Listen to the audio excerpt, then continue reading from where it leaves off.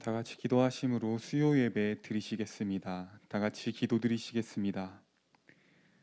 하나님 아버지, 참 감사드립니다. 오늘도 저희에게 예배의 자리를 허락하여 주셔서 주님의 말씀을 듣지 않고 살아가면은 계속해서 악한 모습으로 살아갈 수밖에 없는 우리들을 불쌍히 여겨주시고 또한 깨닫게 해주셔서 주님의 은혜 가운데 다시 한번 제대로 나아갈 수 있는 기회를 주셔서 너무나도 감사드립니다.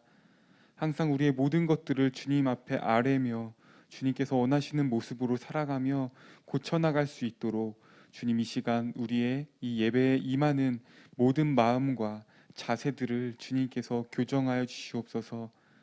예배 끝나는 시간까지 계속해서 우리의 마음을 주님께로만 고정할 수 있도록 주님께서 지켜주실 것을 믿사오며 예수님 이름으로 기도드립니다. 아멘. 다 같이 364장 다 같이 찬양 드리시겠습니다.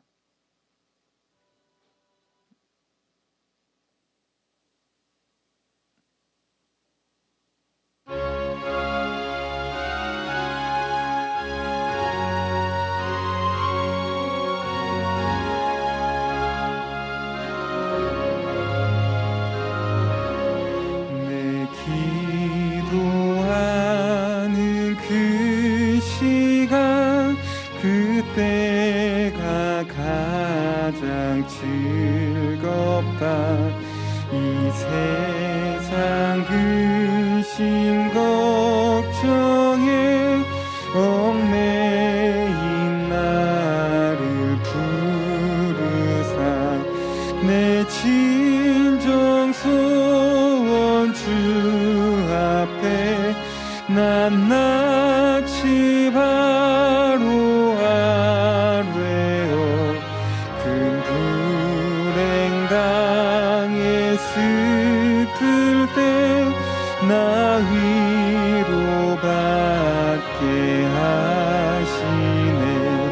내 기도하는 그 시간 내게는 가장 귀하다. 저 광야 같은 세상을 끝없이 방황하면서 위태한 길로 나갈 때 주께서 나를 이끌어 그 보좌 앞에 나아가 큰 은혜 받게 하시네. 내 기도하는 그 시간, 그때가 가장 즐겁다.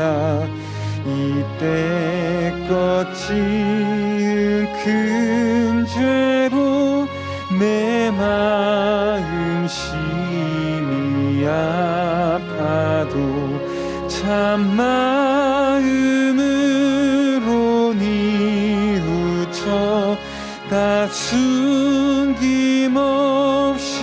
아뢰며 주 나를 위해 복 주사 새 은혜 부어 주시네. 내 기도하는 그 시간, 그때가 가장 즐겁다. 주 세상에서 일찍이 저 요란한 곳 피하여 빈들에서 나 산에서 온 밤을 세워 지내사 저 예수 친히 기도로 근본을 보여. 1절부터 다시 찬양합시다. 내 기도하는 그 시간, 그 그때가 가장 즐겁다. 이 세상 근심 걱정에 얽매인 나를 부르사 내 진정 소원 주 앞에 낱낱이 바로 아뢰어 큰 불행 당에 스칠 때 나 위로 받게 하시네. 내 기도하는 그 시간 내게는 가장 귀하다. 저 광야 같은 세상을 끝없이 방황하면서 위태한 길로 나갈 때 주께서 나를 이끌어 그 보좌 앞에 나아가 그 은혜 받게 하시네. 내 기도하는 그 시간 그때가 가장 즐겁다. 이때껏 지은 큰 죄로 내 마음 심히 아파도 참 마음으로 뉘우쳐 다 숨김없이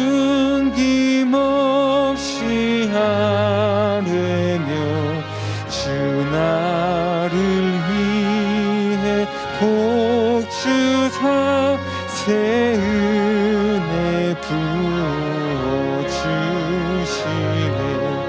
내 기도하는 그 시간 그때가 가장 즐겁다. 주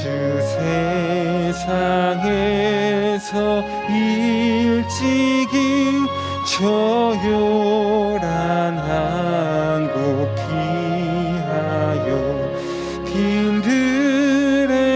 빈들에서나 산에서 온 밤을 세워 지내사 주 예수 친히 기도로 근본을 보여주셨네.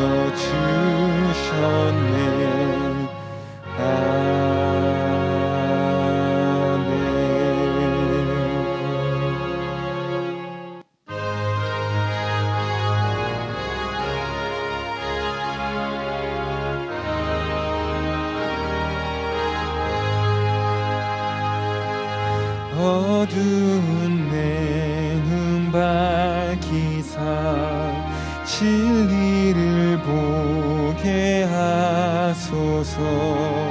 진리의 열쇠 내게 주사 참 빛을 찾게 하소서.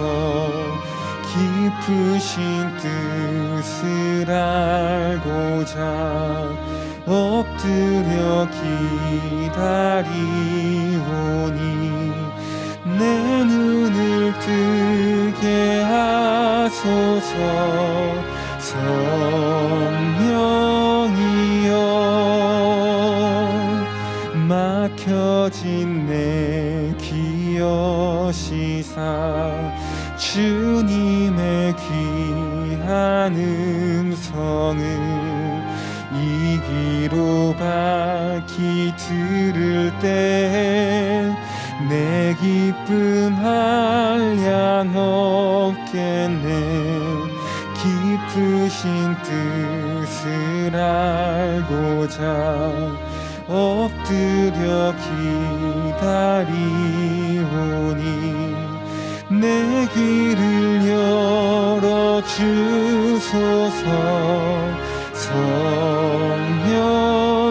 성령이여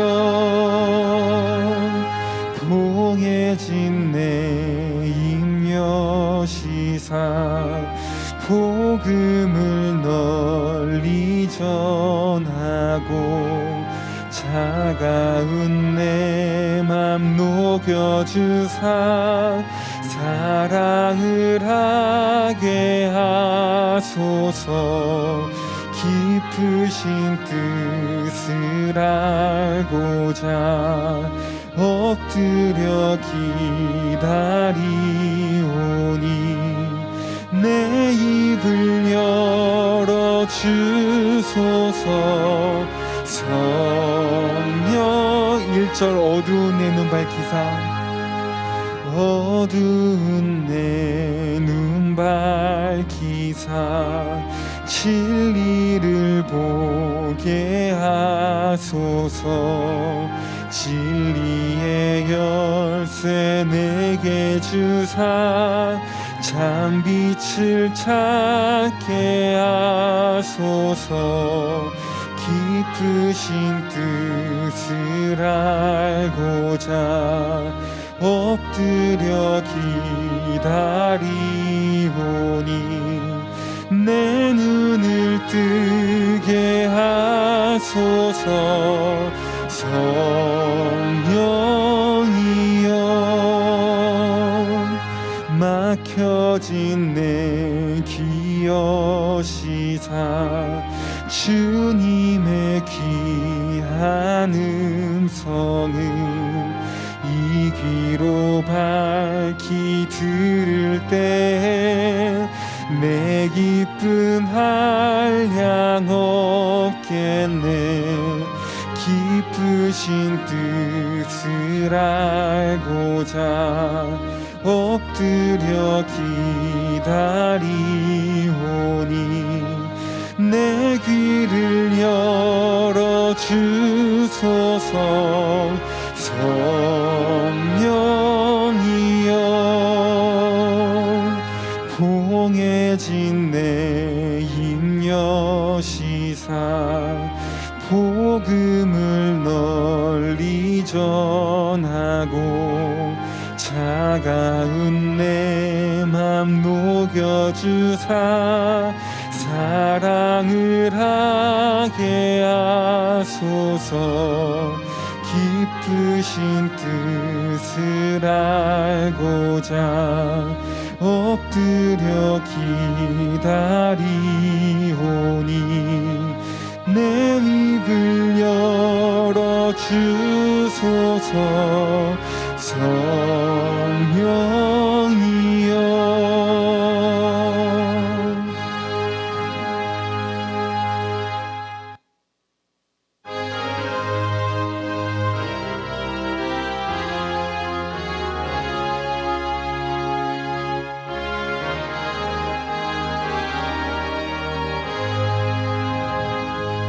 저 장미꽃 위에 있음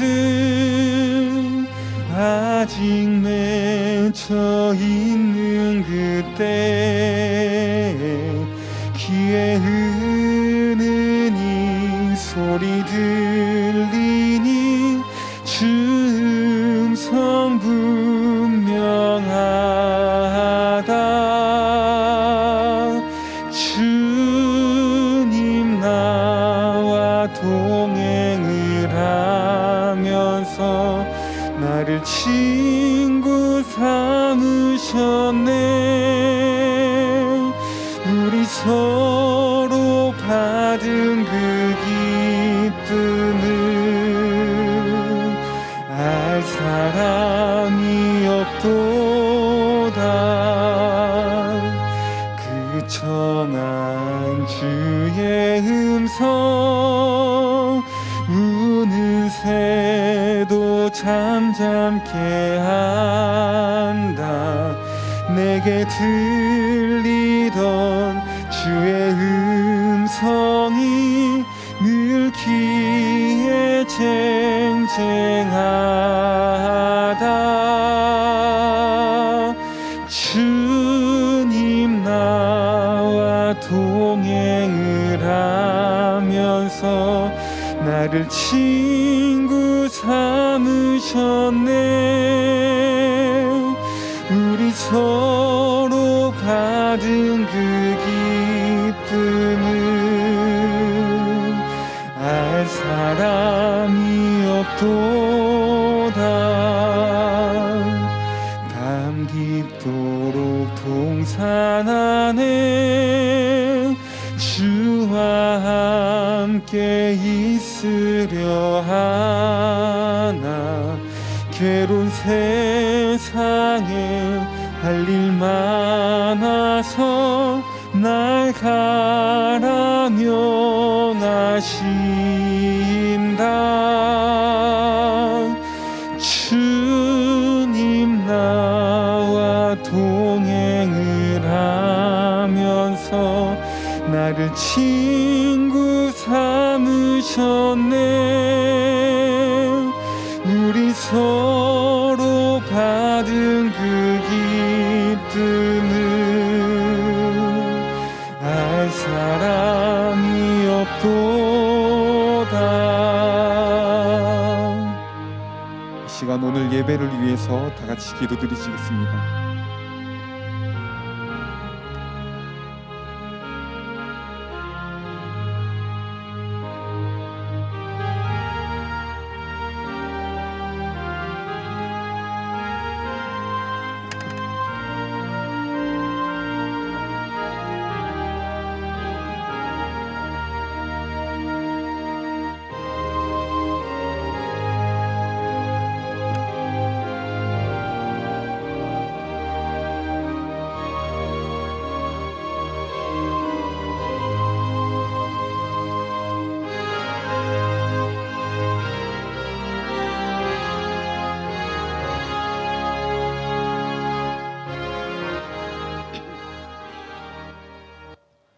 하나님 감사합니다. 하나님 예배할 수 있는 복된 저녁, 수요일 저녁 저희들에게 허락해 주셔서 이 시간 말씀 가운데 하나님의 그 놀라운 진리를 또 발견한 진리들 가지고 또 기도할 수 있는 그런 소중한 시간들, 저희들의 생명을 살릴 수 있는 또 한 번의 복된 기회를 저희들에게 허락해 주시면 참으로 감사드립니다.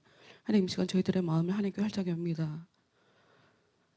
저희들 너무 무지하여서 우리가 하나님께 마음을 활짝 열어야 하는 그 필요성도 잘 느끼지 못할 때가 많고, 또 우리가 하나님께 마음을 열지도 않아 놓고서 열었다고 착각하는 경우도 너무 많은 것을 하나님이 정말 잘 알고 계십니다. 하나님, 저희를 불쌍히 여겨주시고 그저 구하고 하나님께 은혜를 구하고 그 은혜를 우리 가운데 채우기를 원할 때 하나님께서 우리를 불쌍히 여겨주시고 우리를 사랑해 주시고 우리 가운데 우리를 아름답게 만들어주시는, 우리를 복되게 만들어주시는 그 하나님이라는 것을 믿는 그 믿음 그 하나 가지고 이 시간 하나님 앞에 예배드리오니 하나님 말씀으로 저희들을 더욱더 채우시고 또 말씀에 의미하는 그 깊은 진리를 우리가 제대로 깨달을 수 있도록 이 시간 지혜와 성령으로 명철로 저희들 가운데 역사해 주시옵소서. 교회에 속해 있는 자들 한 사람 한 사람 찾아가 주시고 그들의 삶 가운데 그들을 정말 아름답게 하는 것이 무엇인지, 그들을 가치 있게 하는 것이 무엇인지, 그들을 복되게 하는 것이 무엇인지 그들이 제대로 깨달을 수 있도록 주여 도와주시고, 이 약한 세상에, 이 허무한 세상에 그것들의 가치에 이리저리 마음 팔리고 감정 뺏겨서 헛된 시간들을 그저 살아가는, 소모적으로 자신의 인생을 그냥 살아가게 되는 그런 불쌍한 사람들 되지 아니하도록 하나님 그들에게 이 시간 성령으로 함께 찾아가 주시고 그들을 은혜로 덮어 주시옵소서.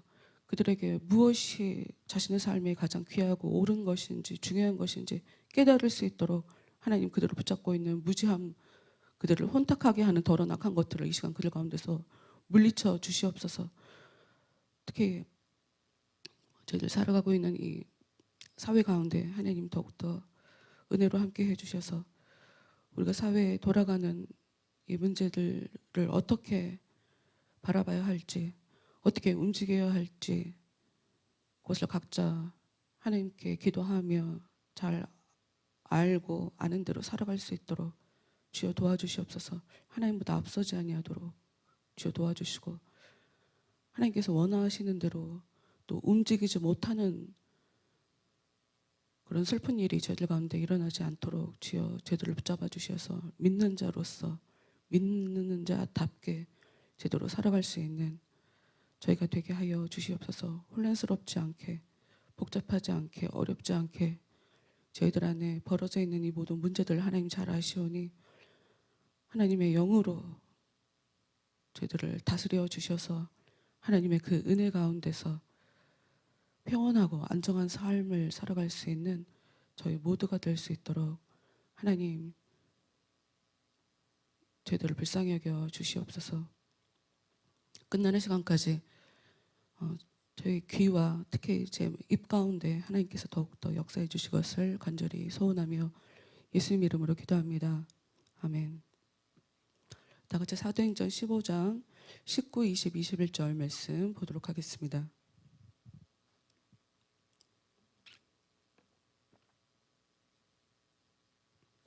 사도행전 15장 19, 20, 21절 말씀 보도록 하겠습니다. 읽겠습니다. 그러므로 내 의견에는 이방인 중에서 하나님께로 돌아오는 자들을 괴롭게 하지 말고 다만 우상의 더러운 것과 음행과 목매어 죽인 것과 피를 멀리하라고 편지하는 것이 옳으니 이는 예로부터 각 성에서 모세를 전하는 자가 있어 안식일마다 회당에서 그 글을 읽음이라 하더라. 아멘.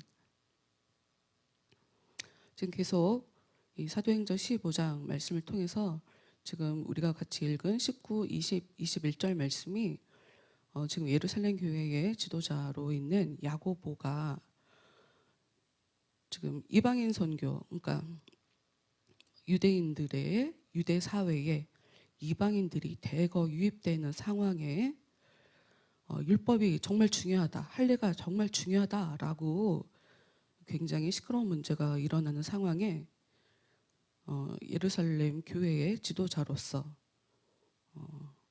이것이 옳겠다라고 하는, 어떻게 하면 이 문제를 정리할 수 있을까라고 하는 마무리하게 되는 야고보의 의견에 대해서 19, 20절, 21절의 말씀을 통해서 보게 되고요. 몇 주 동안 우리가 이걸 봤고요. 다시 한번 말씀드리지만 이 말씀의 마무리 짓는 이 상황을 보면 19절에 내 의견에는 이라고 시작되어 있는 우리한테 좀 익숙한 단어로 야고보의 상식인 거예요. 이게 상식적인 것 같다라고 야고보가 자기의 상식 안에서 이걸 결정한 거죠.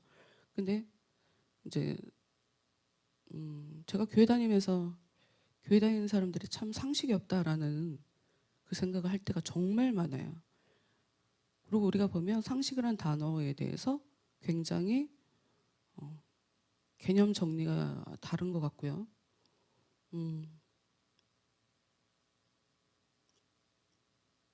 교회가 믿음을 강조를 하기 때문에, 보이지 않는 믿음에 대해서 굉장히 강조를 하기 때문에 이성이나 상식을 아예 묶어놓고 뭐가 합리적인지에 대해서 생각하지 못하게 만들고 그냥 무조건 생각하지 말고 믿어라. 뭐가 상식적이냐, 뭐가 더 나으냐 이런 거 생각하지 말고 그냥 믿어라 라고 얘기하는 그 얘기에 우리가 속아서 한국교회가 지금 또 한 번은 신천지 제2의 신천지 사태가 일어났다고 지금 그러고 있는데, 제가 오늘 오후에 확인한 바로 의하면 BTJ하고 관련된 사람들이 3,500명?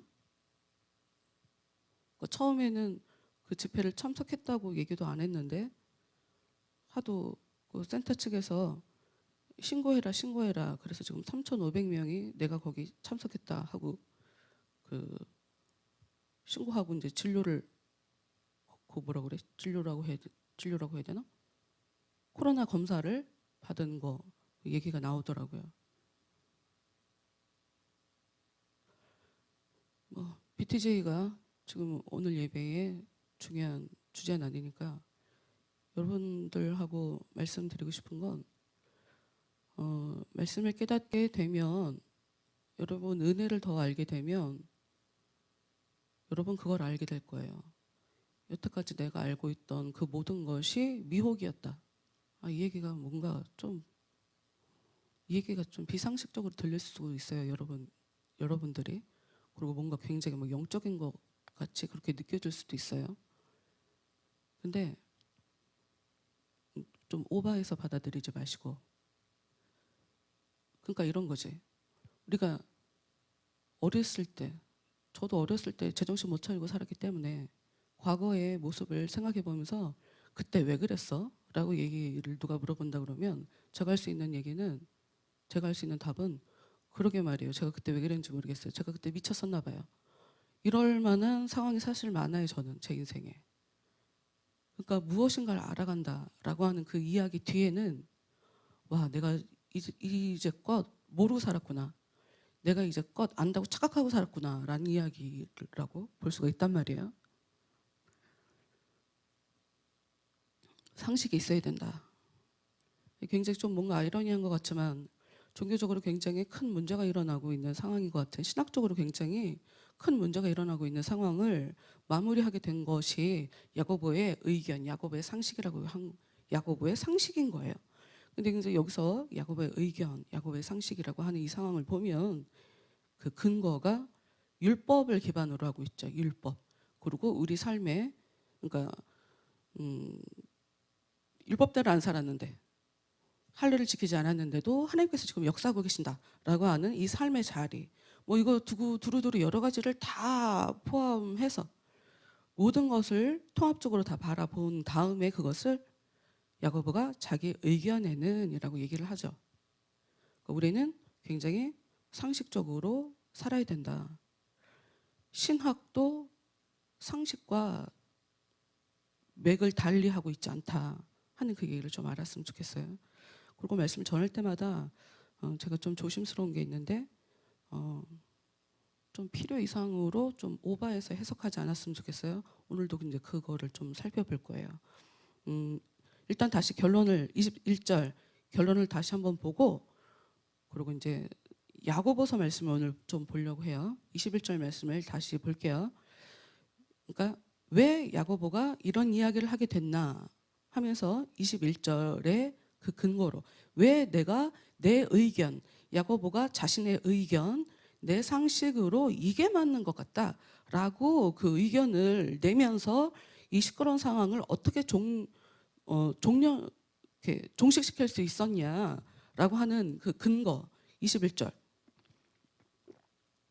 이는 예로부터 각 성에서 모세를 전하는 자가 있어 안식일마다 회당에서 그 글을 읽음이라. 하나하나 디테일하게 이게 옳다, 이거 옳다. 우리 이렇게 얘기하지 말자. 필요 이상으로 과하게 얘기하지 말자. 왜냐하면 지금 이미 각 성에서, 그러니까 그 당시에 유대 사회가 이제 유대 사람들이 이미 이제 나라가 망한 이후로 뿔뿔이 흩어져서 살고 있는 상황이었기 때문에 각 성마다 지금 모세의 글을 다 안식일마다 글을 읽고 있지 않냐. 그러니까 회당마다 선생님이 있지 않냐.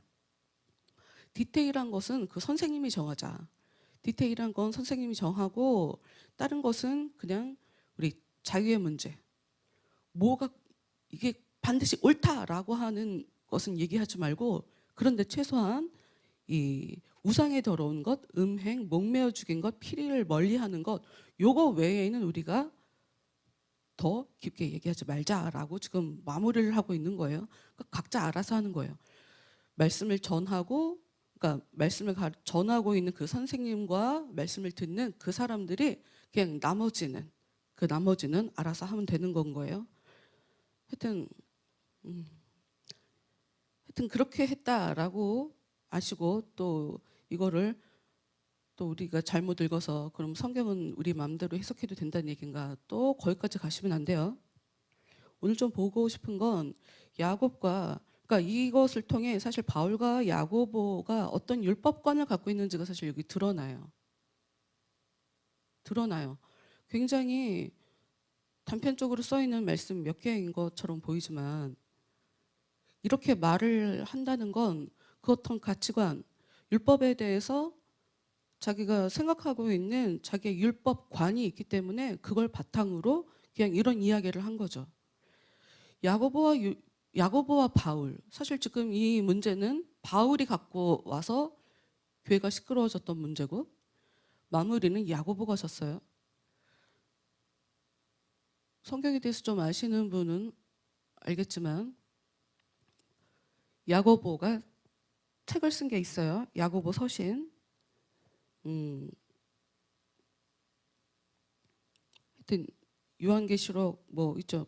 이 뒷부분 가면 야고보서가 나오는데 거기는 굉장히 행위를 강조를 해요. 행위를 강조를 하죠. 근데 바울은 율법이 중요하지 않다, 믿음이 중요하다라고 얘기를 해요. 그래서 종교개혁을 일으킨 마틴 루터 같은 경우에는 이 라인강에서 성경책에서 야고보를 찢어버렸다라고 하는 그런 얘기가 전해져요. 왜냐하면 행동에 뭐가 중요해? 행동은 중요하지 않아. 믿음이 중요한 거야. 오직 믿음으로 구원받는 거야. 오직 말씀으로 구원받는 거야. 라고 하는 굉장히 과격해 보이죠. 과격하니까 종교개혁을 했겠지만 근데 그것은 사실 오해인 거죠. 근데 그 부분이 사실 지금까지도 완벽하게 해결되지 않았어요. 그 사람들이 이게 참 재미있는 것이 성경에서 아무리 얘기를 하고 있어도 자기 마음대로 성경을 보기 때문에 성경이 진짜 말하고 싶은 그 의미를 제대로 파악하지 못하는 게 이게 제일 웃긴 거죠. 그러니까 이런 것 같아요. 여러분 우리가 어려서부터 영어 교육 굉장히 오래 받아요. 영어 교육. 요즘은 초등학교 때부터 영어 교육을 하니까 최소한 10년, 10년이 뭐야? 고등학교 때까지 10년, 대학 들어가면 15년, 뭐 10년에 17년 뭐 이런 얘기를 하더라고요. 우리 아들도 뭐 토익 시험 보면 자기 이제 졸업이라고 하는데 영어 쉽다고 공부하는 거 어렵지 않다고 이 얘기를 하던데 여러분 영어가 그 오랜 시간 동안 우리가 영어를 학교에서 공부를 했으면 영어를 잘해야 되지 않아요? 영어 잘해요? 영어 잘하냐고. 저 우리 아들이 영어 시험 토익 시험 패스하는 거 별로 어렵지 않다고. 걔보고 영어로 말하라고는 못할 텐데. 그러니까 영어를 오래 배웠다고 해서 영어를 잘하지 않는 것처럼 신앙생활을 오래 했다고 신앙이 좋아지는 게 아니에요. 말씀을 많이 봤다고 말씀에 대해서 잘하는 게 아니에요. 되게 중요해요. 사람은 보고 싶은 대로 봐요. 보고 싶은 대로.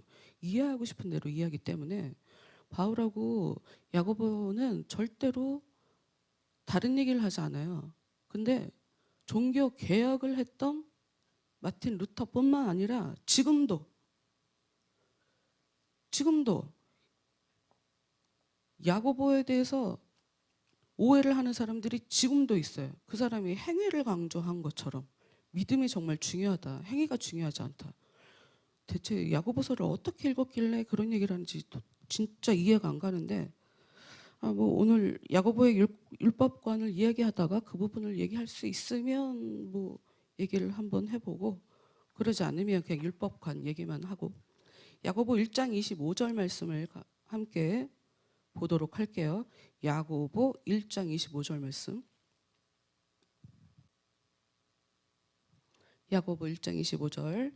자유롭게 하는 온전한 율법을 들여다보고 있는 자는 듣고 잊어버리는 자가 아니요 실천하는 자니 이 사람은 그 행하는 일에 복을 받으리라. 여기 지금 야고보의 율법관이 나오죠. 무엇이냐? 율법은 사람을 자유롭게 하는 것이다. 자유를 주는 거죠. 여러분 자유가 뭐예요? 자주 말씀드리지만 민주주의, 자유민주주의는 기독교 사회에서 나온 거고 하나님이 이스라엘 백성들한테 나타나서 애굽에서 해방시켜 주신 이유도 자유롭게 살으라고 그러니까 하나님에게 있어서 이 자신의 자녀들이 자유롭게 살아가는 것 굉장히 중요한 문제예요. 자유롭게 살아가게 하려고 복도 주는 거예요, 사실은. 이 자유 되게 중요해요. 지금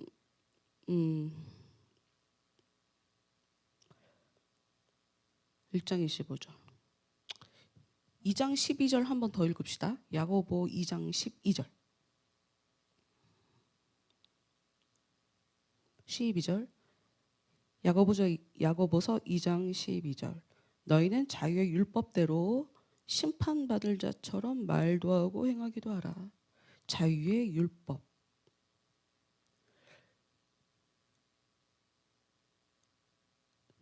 자유롭게 해주는 율법이죠. 자유롭게 해주는 율법. 사람들을 자유롭게 만들어주는 그런 율법.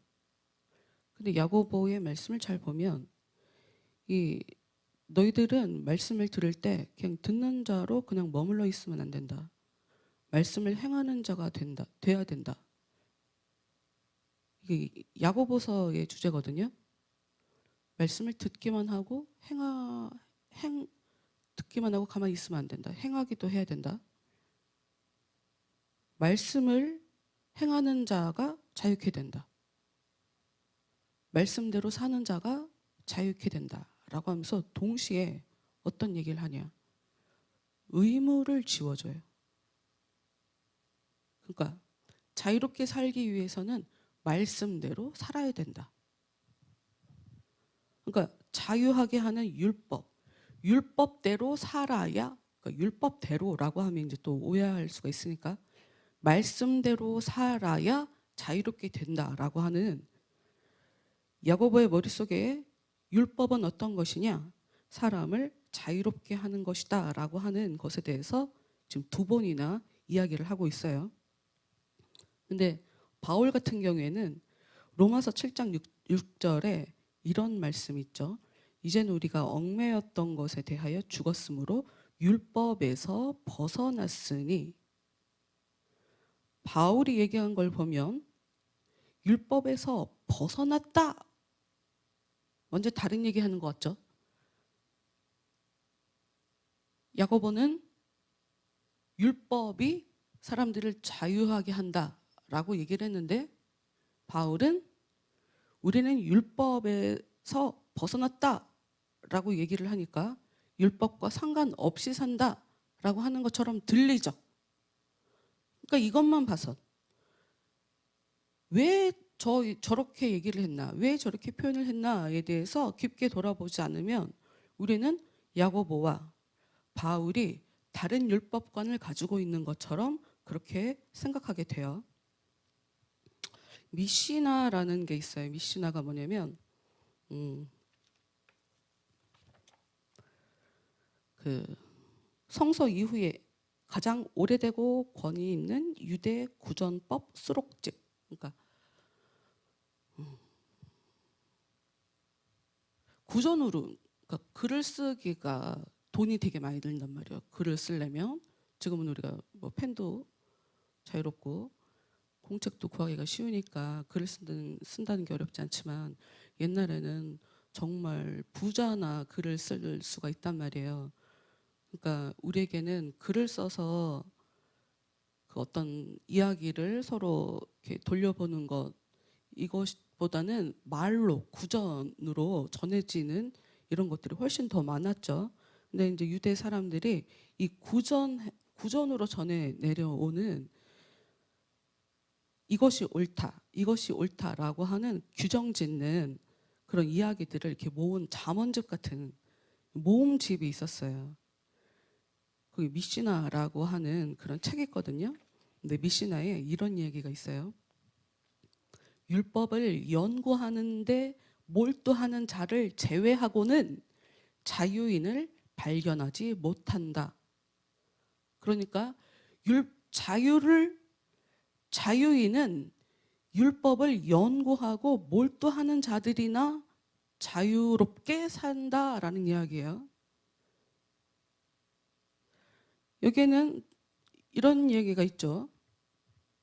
토라에 헌신하는 자, 그러니까 하나님의 말씀, 계명, 율법에 헌신하는 자는 누구나 이 땅의 모든 신과 그들의 권능에서 자유롭다.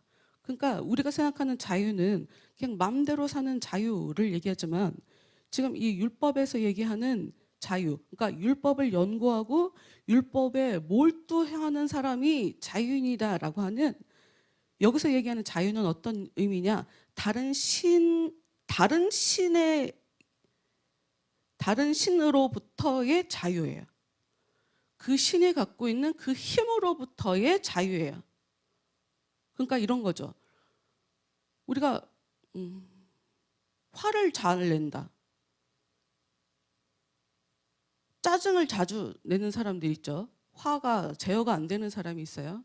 본인들은 잘 모르겠지만 그 화라는 것이 그 사람을 다스리고 있기 때문에 그 사람은 화낼 상황이 아닌데도 자꾸 화를 내는 거예요. 그게 무슨 얘기냐? 그 화가 그 사람의 신인 거죠. 그 신이 이 사람으로 하여금 자꾸 화를 내게 만들죠. 그거로부터의 자유가 성경에서 얘기하는 자유인 것이지, 나는 내 마음대로 살 자유가 있어 라고 하는 그런 자유를 얘기하는 게 아니에요. 자유의 개념 자체가 굉장히 다르죠. 왜 율법이, 지금 야고보가 얘기하는 것을 보면 율법이 완전하게 하는 율법이라고 얘기를 하고 있는데, 왜 율법이 최고일까? 왜 율법이 완전하게 하는 율법일까? 하나님이 주셨으니까. 하나님이 주셨으니까 더 이상 그거보다 더 나은 것이 나올 수가 없잖아요. 그러니 율법이 최고인 것이죠. 우주를 다스리는 하나님이 주신 것이니까 최고예요.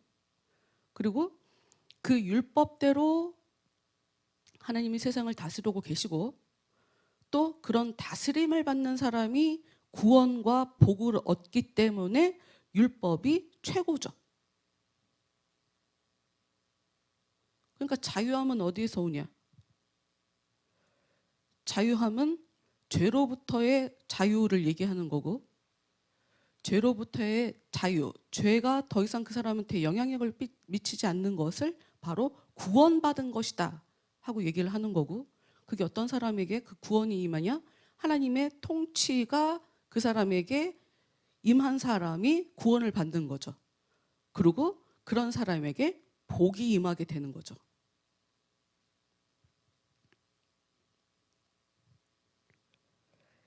요한복음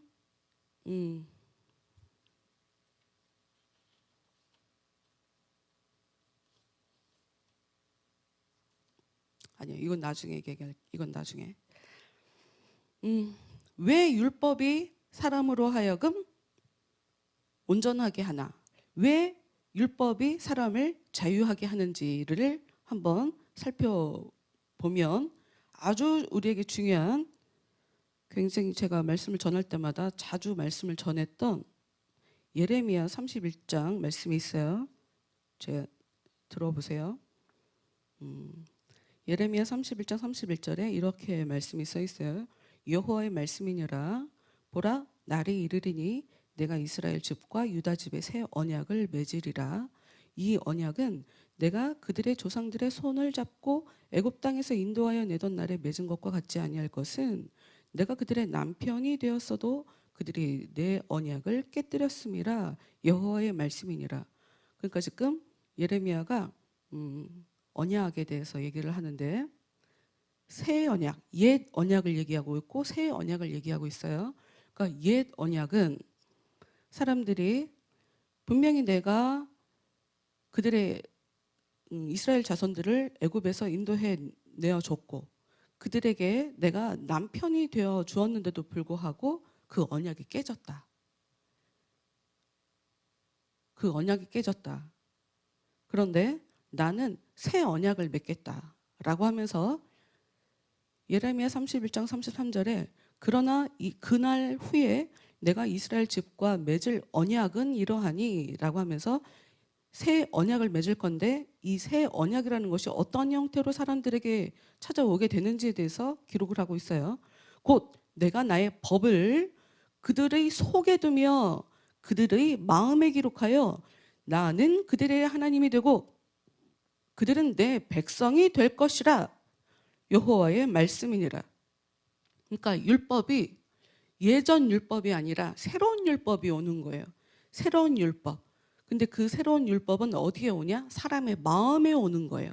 사람의 속에, 사람의 마음에 기록돼서 전에는 마음에 하나님께서 관여를 하지 않으니까, 관여를 하지 못하니까, 관여를 하지 않으니까, 못하니까 분명히 사람들한테 힘을 다해, 마음과 뜻을 다해라고 얘기를 했어도 하나님이 직접적으로 그 사람들 속에 찾아가서 막 그렇게 역사해주고 그렇게 하지 않으니 그 언약에 그냥 겉으로 이렇게 외식적으로 믿는 척, 하나님의 백성인 척 살아가는 그런 모습. 근데 하나님은 마음이 중요하니까 이 마음을 바라보며 너희들 지금 정신 차려라. 저희들은 잘하고 있는데요. 그거 아니다, 그거 아니다. 그렇게 살면 안 된다라고 자꾸 얘기하셨던 그런 하나님이었단 말이에요. 근데 그날에는 내가 그들의 마음에 나의 법을 두겠다. 그들의 마음에 율법을 두겠다라는 얘기인 거죠. 그러면 어떠한 일이 벌어지냐? 예레미야 31장 34절에 그 마음의 법, 내가 나의 자녀, 내가 하나님 되어주는 내 백성에게 그들의 마음속에 나의 법을 두면 그들은 어떻게 삶을 살게 되냐라고 하는 그 내용에 대해서 34절이 얘기하고 있는데 그들이 다시는 각기 이웃과 형제를 가리켜 이르기를 너는 여호와를 알라 하지 아니하리니 이는 작은 자로부터 큰 자까지 다 나를 알기 때문이라. 내가 그들의 악행을 사하고 다시는 그 죄를 기억하지 아니하리라. 이게 무슨 말씀이냐? 알아라. 야, 이렇게 하나님은 이런 분이야. 이렇게 얘기하지 않아도 된다는 거예요. 하나님의 법이 내 안에 새겨지면 그 순간에 나는 누가 가르쳐주지 않아도 하나님이 어떤 분이구나 하고 알게 된다는 거예요. 이게 지금 야고보가 얘기하는 그 율법인 거예요. 약속에 근거한 구약 성경의 예레미야에 새롭게 지금 야고보가 예루살렘 교회의 지도자로 그래 우리가 율법을 필요 이상으로 강조하지 말자. 할례에 대해서 강조하지 말자라고 하면서 자기가 쓴 야고보 서신에는 율법이 우리를 자유롭게 한다라고 얘기를 하고 있잖아요. 그러니까 그 두 율법은 좀 다른 율법이라고 봐야죠. 우리가 볼 때. 율법의 내용이 다른 거죠. 야고보가 얘기했던 것은 그냥 우리가 우상한테 제물로 바쳤던 고기 먹지 말고 음란한 행동하지 말고 목 졸라 죽인 그런 짐승의 고기 먹지 말고 피를 먹지 말고 요 네 가지만 얘기하고 새롭게 들어오는 그 이방인들에게 율법에 대해서 우리가 강조하지 말자라고 얘기하는 것이 그 율법이 의미 없기 때문이죠. 그런데 야고보서에서 율법이 자유롭게 한다라고 얘기하고 있으니 앞뒷 말이 지금 다르잖아요. 그러니까 지금 야고보가 얘기하고 있는 그 율법은 예수님이 얘기하는 율법인 거예요. 예수님이 얘기하는 율법. 예수님의 율법관에 대해서 이제 또 조금 더 볼게요. 시간이 안 되면 못 봐. 시간이 안 되면 오늘 바울도 다 못 봐.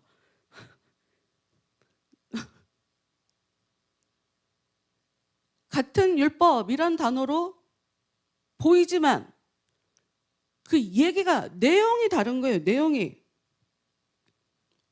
그러니까 지금 야고보가 갖고 있는 그 율법과는 하나님이 이 종말의 시대에 아 참말로 왜냐 예수님이 예레미야 말씀에 분명히 그날 후에라고 써 있단 말이죠. 그게 종말이란 말이죠. 그러니 종말 후에 사람들의 종말이 되면 사람들의 마음에 나의 법이 기록될 거다라고 얘기를 하고 있어요. 그러면 예수님의 법이 사람들의 마음속에 기록됐으면 그 사람은 종말을 맞은 거죠. 벌써 2000년 전에 종말은 이루어졌다고 했는데 아직까지도 지구 종말을 기다리고 있는 이 이상한 예수 재림을 바라고 소원하는 사람들은 대체 성경을 대체 어떻게 읽은 건가? 나 참. 하여튼 하나님이 말씀하시기를 내가 은혜를 줄 거다. 내 율법을 사람들의 마음에 새겨줄 거다. 그러면 사람들은 옛 습관을 버리고 새로운 행동을 하게 될 거다. 내가 원하는 대로 살게 될 거다. 그런 행동을 살 수 있게 되는 자유가 자기의 의지로 하나님의 뜻대로 살고 싶다라고 하는 그런 자유가 사람들 안에 찾아간단 말이에요. 그런 의미에서 자유하게 하는 율법인 거예요. 그런 의미에서.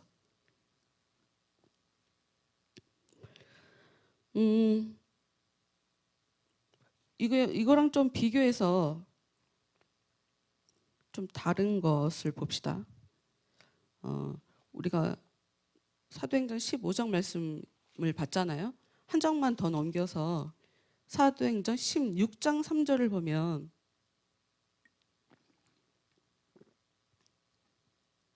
지금 야고보가 갖고 있는 율법관이라는 걸 통해 그들이 얘기하는 율법과 야고보가 얘기했던 율법이 그 의미가 다르다라는 걸 봤죠. 이제 바울에 대해서도 볼 거예요. 바울이 사도행전 16장 3절 말씀 보면 바울이 그를 데리고, 여기서 그는 디모데를 얘기해요.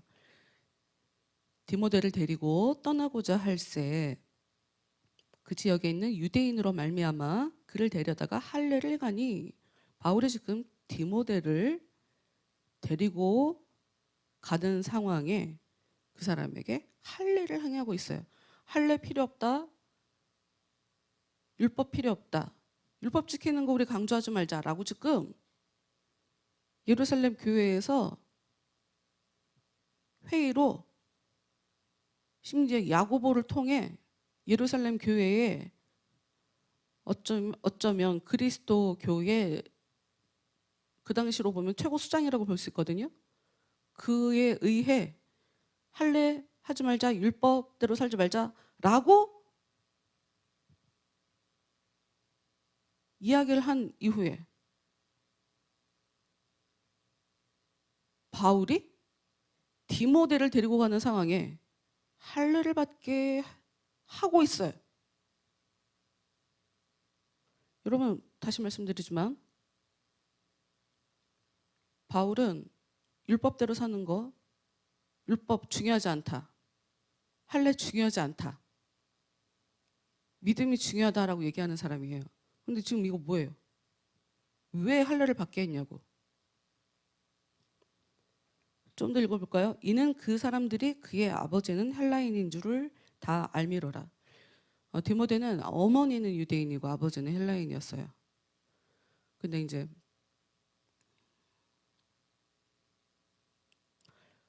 보통 이제 한쪽을 기준으로 볼 때 어머니가 유대인이면 유대인이에요.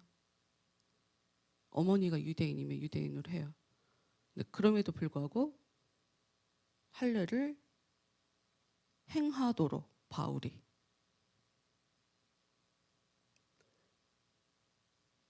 그런데 4절 말씀, 사도행전 16장 4절, 지금 우리가 3절을 봤죠?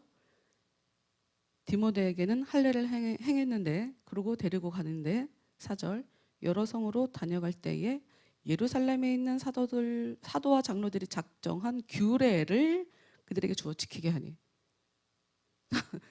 지금 자기의 영적인 아들 디모데는 할례를 받게 했는데 정작 전도를 하러 다니는 소아시아에 이 성을 다니면서는 예루살렘에서 야고보가 얘기한 아까 4가지, 뭐 음행, 뭐 목매어 죽인 고기, 피 먹지 말는 거, 이거 요거만 얘기를 했어요. 좀 이상하죠?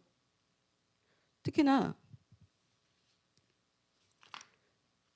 이 바울의 얘기 중에 바울이 율법에 대해서 어떻게 생각을 갖고 있는지를 여실히 알게 하는 그런 말씀이 있어요. 갈라디아서를 보면 이 바울이 내가 막 베드로를 혼냈어 막 이런 얘기를 하는 사람인데, 갈라디아서 2장 3절에 이런 말씀이 있거든요. 그러나 나와 함께 있는 헬라인 디도까지도 억지로 할례를 받게 하지 아니하였으니. 지금 갈라디아서를 보면 바울이 바나바와 디도를 데리고 예루살렘에 올라가는 상황이 나오거든요. 그런데 그때 같이 데리고 간 그 디도를 할례를 받지 않게 했어요. 왜?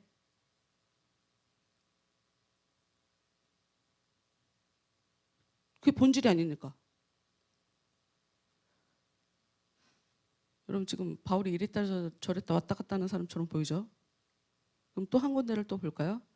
갈라디아서 21장 말씀. 갈라디아서 21장 17절부터 26절 말씀.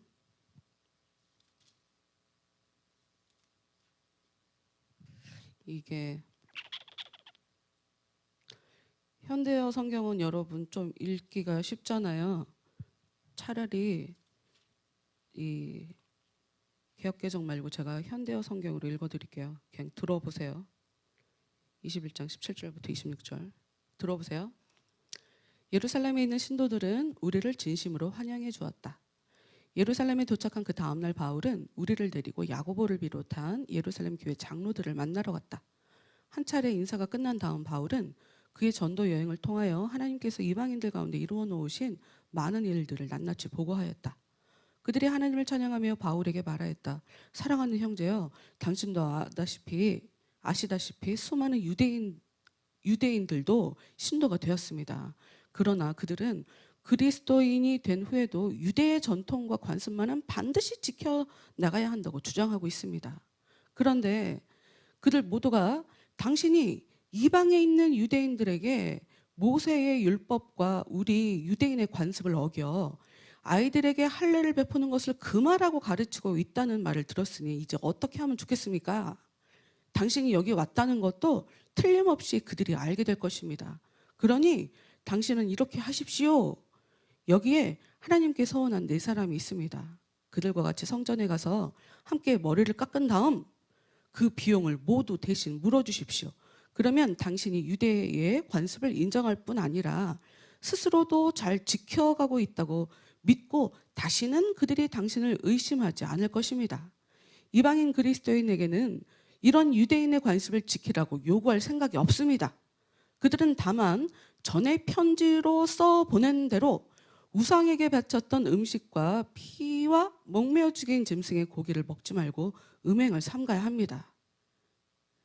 바울은 그들의 제안을 받아들여 다음 날 그 4사람과 같이 의식을 치르고 성전으로 갔다. 그리고 그들과 함께 정결 예식이 끝나는 일의 뒤에는 희생 예물을 바치겠다고 사람들 앞에 서약하였다.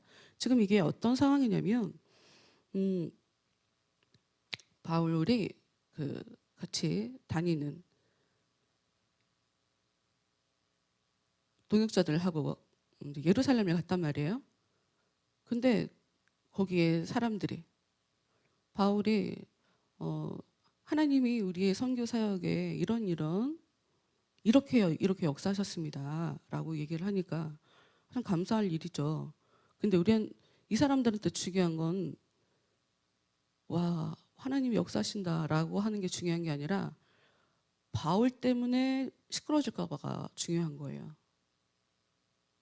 바울 때문에 시끄러워질까 봐. 지금 이때가 언제냐? 나 가끔 가다가 이거 써놓은 거 잊어버려갖고. 잠깐만요.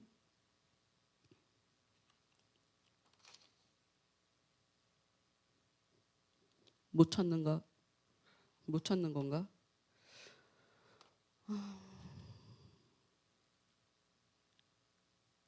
바울 이후로 어떤 일이 벌어지냐면 여러분 바로 몇 년 후에 예루살렘이 제1차 독립전쟁을 해요. 독립투쟁. 바로 몇 년 후에. 그럼 이때는 분위기가 어떤 때냐? 사회적으로 여기 지금 우리가 갖고 있는 성경에도 써 있죠. 사도행전 21장 20절에 유대인 중에 율법의 열성을 가진 자가 수만 명이라고 써 있는데 열심당이라고 하는 그러니까 정치 세력인 거예요. 그런 사람들이 있었어요.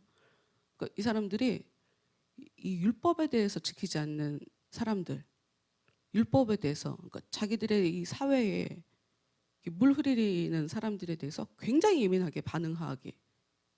그러니까 이 민족주의, 이게 굉장히 그 운동이 시작되는 그 즈음이란 말이에요. 바울한테는 중요한 게 아니지. 할례를 지키는 게 뭐가 중요해요? 율법대로 사는 게 뭐가 중요해? 왜냐? 본질이 아니거든요. 이게 원리가 아니야. 이게 형식이란 말이에요. 야고보도 그 부분에 대해서 이미 다 동의를 한 거고. 그런데 유대인들을 대상으로 사역을 하려고 보니까 디모데가 누가 봐도 그 아버지가 헬라인이 아니냐라고 하는 말 나오기 딱 좋으니까.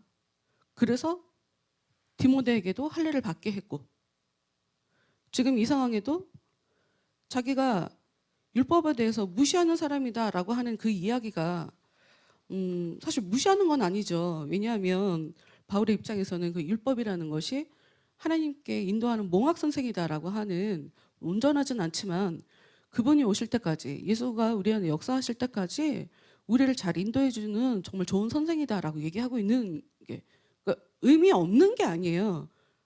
아예 율법 폐기론자는 아니란 말이에요. 왜냐하면 예수님이 오셔서 율법을 완성하셨지 율법을 깨부신 건 아니거든, 예수님도.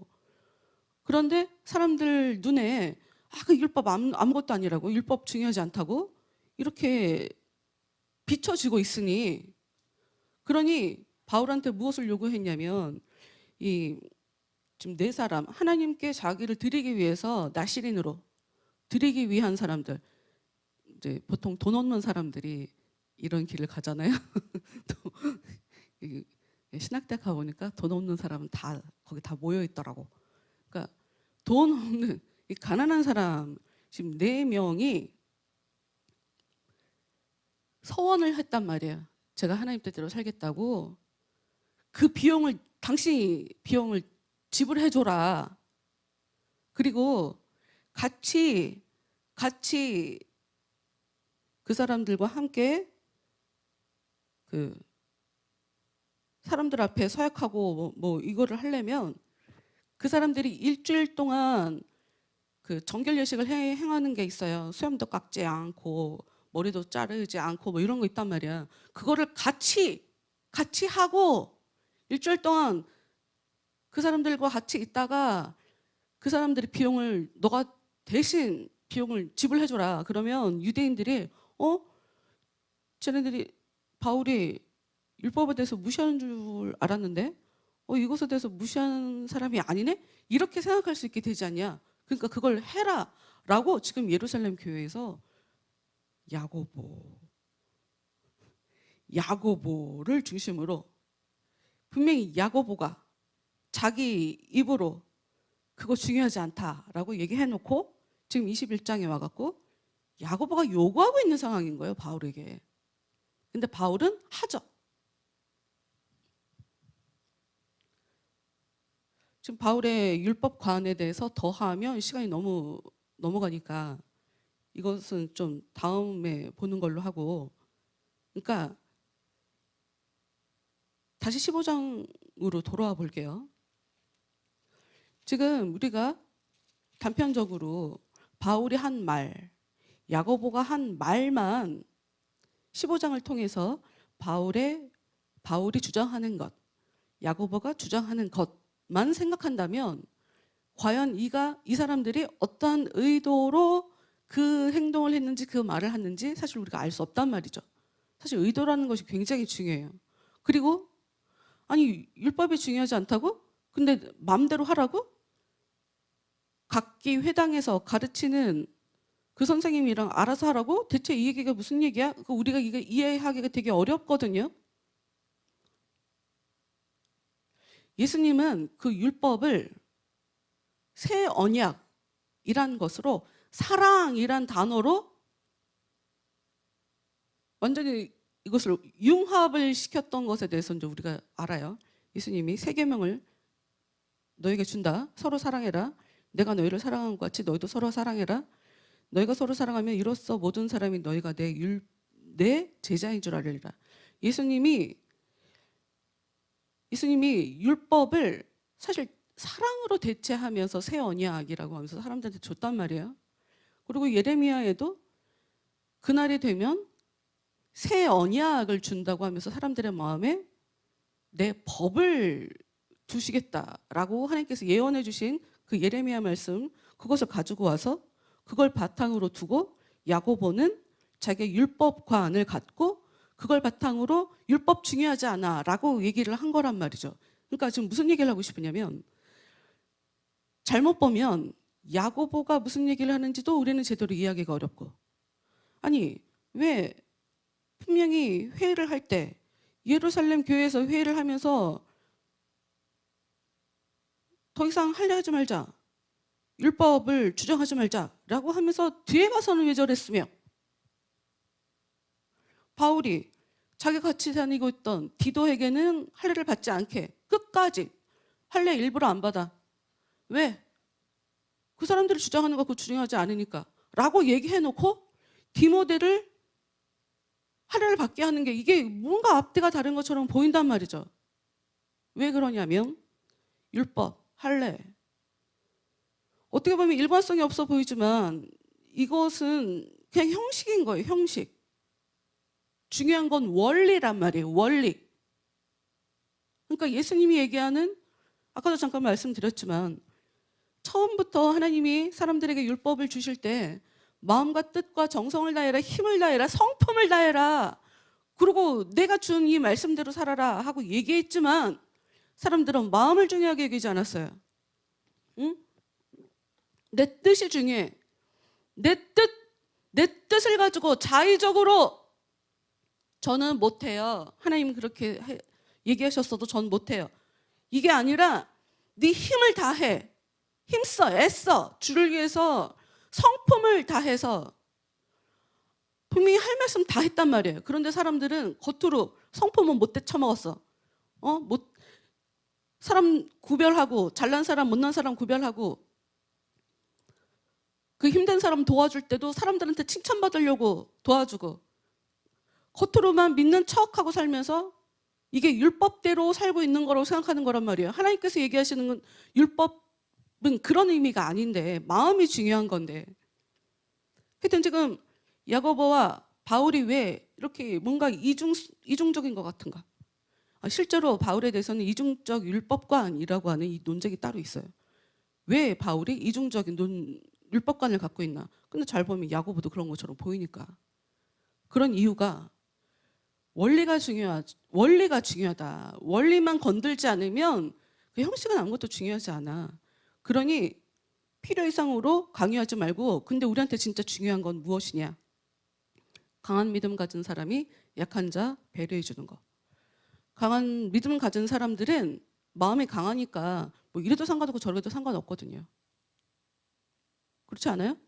여러분 왜 큰 소리 치는지 아세요? 왜 싸우려고 하는지 아세요? 내가 맞으니까 저 사람이 틀리니까, 그러니까 싸우는 거예요? 사람들 그런 줄 알더라고요. 저 사람들은 틀렸다, 싸우자, 못된 애들을 다 끌어내리자. 대부분 내가 맞으니까 저 사람은 틀렸다고 생각해서 우린 그러니까 확신을 가지고 싸워요. 넌 틀렸어! 이렇게.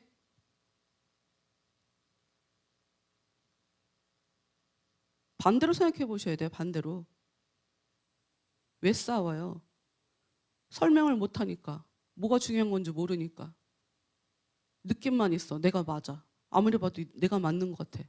그러니까 사람들을 막 다 끌어모으죠. 내 편을 끌어모으지. 나 혼자는 못해. 여러분 정말 자신 있는 사람은 입 다물어요. 얘기 안 해요. 예수님이 입 다물었어요. 예수님이. 예수님이 능력이 없어갖고 십자가에 돌아가신 게 아니에요. 입 다물어야 되는 상황이니까 입 다문 거예요.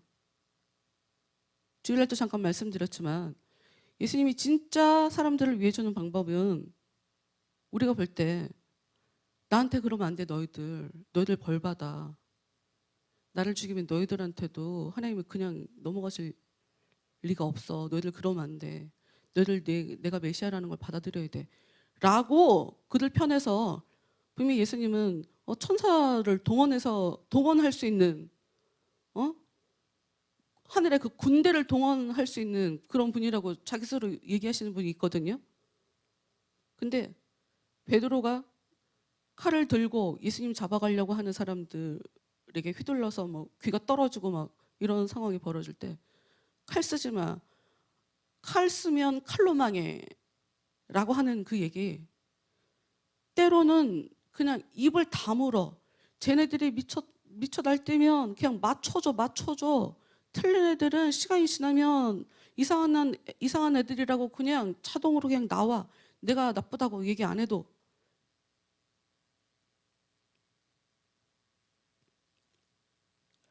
사람들이 목소리를 크게 높일 때는 오히려 자신 없기 때문이에요. 그래서 여러분 세상 돌아가는 원리를 좀 잘 보셔야 돼요. 뉴스도 좀 보시면서 목소리를 진짜 높이는 사람은 여유가 없습니다. 여유가 없으니까 목소리를 높이는 거예요. 왜 여유가 없어요? 왜 여유가 없겠어요? 자기 확신이 없으니까 여유가 없지. 예수님은 자기 자체가 생명인 걸 예수님이 알아요. 죽여도 상관없어요. 난 다시 살아날 거니까.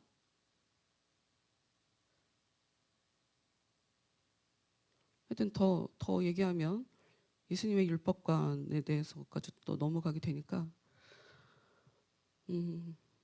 여러분 우리가 오늘 말씀을 보면서 굉장히 단편적으로 나와 있는 것처럼 보이고 글자만 봐갖고는 야고보가 어떤 율법관을 갖고 있는지 바울이 어떤 율법관을 갖고 있는지 참 파악하기가 어려운데 성경을 보다 보면 뭔가 자기 가치관, 제가 갖고 있는 생각과 뭔가 다르게 행동하고 있는 일관성 없게 행동하는 것 같은 그런 모습을 통해 이 사람이 정말 중요하게 생각하는 게 이것이구나 하고 그걸 오히려 알게 돼요. 좀 바울과 야고보는 둘 다 율법 그 자체가 원리가 아니다. 율법 그 자체가 사람을 구원하게 하는 게 아니다. 그러나 믿음이 있는 우리 입장에서는 유대인들이 율법의 문제 중요하게 여기니까 그럼 걔네들이 원하는 대로 해주는 거예요. 너 못 믿겠다. 바울 너 못 믿겠다. 우리는 율법을 중요하게 여겨. 그런데 너는 지금 우리 율법을 우습게 보는 거잖아. 난 그럼 너가 하는 그걸 못 믿겠다. 못 받아들겠다라고 하니까 알았어 하고 맞춰주는 거예요. 지금 맞춰주는 거예요. 왜냐? 강한 사람이 약한 사람 맞춰주는 거예요. 못 맞춰주겠어요. 그게 바로 내가 능력 없다는 얘기예요. 못 맞춰주는 게 그래서 이해, 관용, 포용 이런 것은 능력 있는 사람들이라는 거예요. 근데 그걸 가지고 사람들은 어떻게 또 희한하게 적용하냐? 자기가 능력이 없어갖고 포기해놓고 이해하고 받아주는 것처럼 착각하더라고요 또.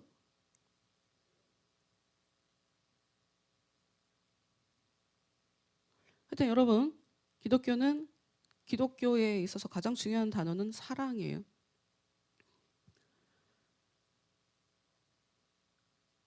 사랑 얘기 참 많이 하죠. 근데 그 사랑을 어떻게 표현해야 되냐? 희생으로 표현하는 거예요. 희생, 양보 이걸로 표현하는 거예요. 새로 들어온 이방 유대인들의 율법 지키라고 해서 너무 괴롭대요. 할례가 너무 중요하다고 얘기하니까 그거 너무 불편하대요. 그래? 그럼 하지 마 라고 한 거고, 기존에 있는 유대인들, 율법이 굉장히 중요한 걸로 여긴 이 사람들에게 어떻게 할례를 안 받아? 라고 하니까 알았어, 그럼 할례를 받게 해줄게 라고 하는 거예요. 양보해 주는 거예요. 그러니 그때그때 탄력 있게, 중요한 것만 아니면 타협이라고 해야 되나 이거를? 난 모르겠어요. 타협은 뭔가 근본까지 흔들어 버린 것 같아 갖고,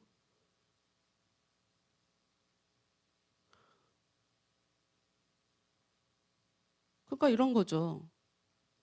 내가 술 문제, 교회 다니시는 분들이 술 못 끊으면서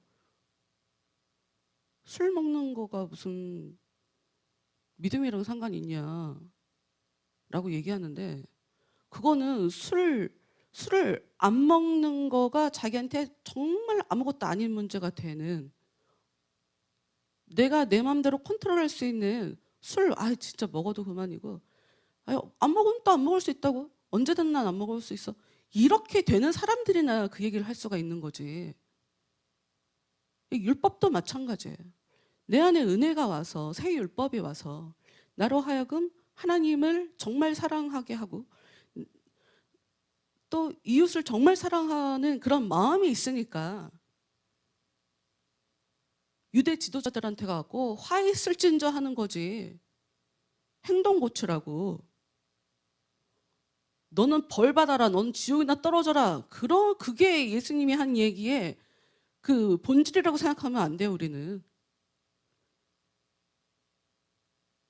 욕을 하는 거는 내 욕 듣고 너 정신 차려, 이런 얘기라고 우리가 받아들여야지, 야, 예수님이 사랑의 주님이라고 하면서 사람들한테 막 쌍욕을 했어, 이렇게 우리가 받아들이면 안 된단 말이죠.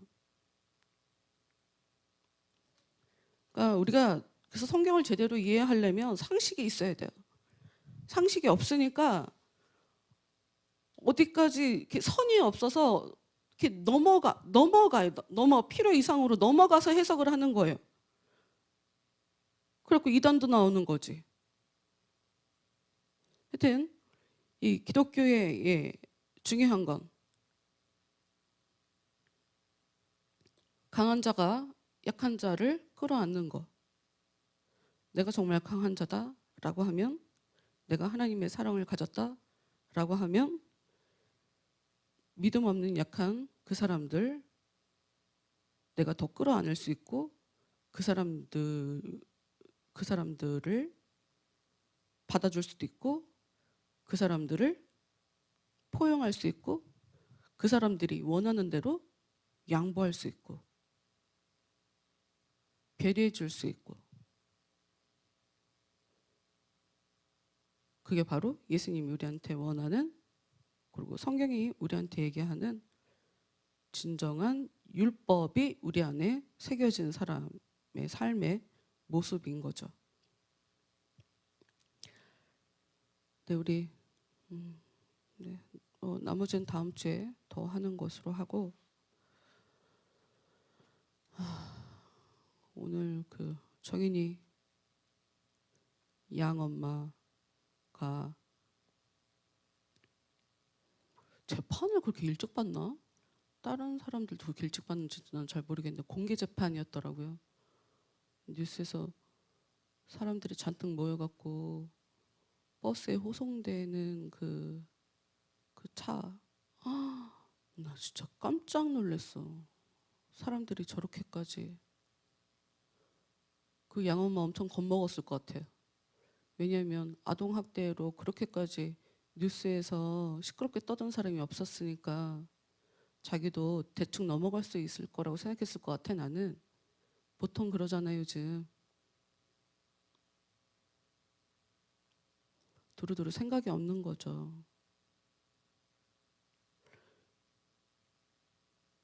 그러니까 뭐가 문제냐면, 나는 애를 때리긴 했지만 그것 때문에 애가 죽을 줄을 몰랐어요.